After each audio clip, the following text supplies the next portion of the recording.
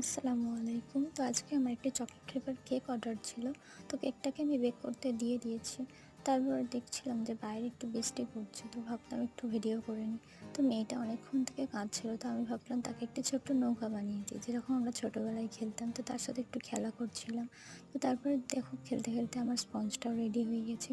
তো এবারে আমি আমার কেকটির ডেকোরেশন করে নেব।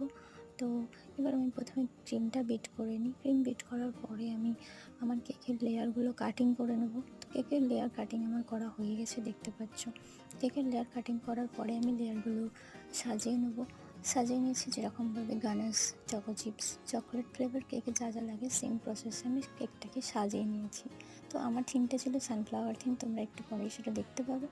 তো দেখো আমি কিছুটা রেডি করে তোমাদেরকে দেখাবো। তো আমার ভিডিওটা যদি ভালো লেগে থাকে তোমাদের like, share, comment, subscribe please করে দেবেন এবং অর্ডার দিয়ে দেবেন। আমার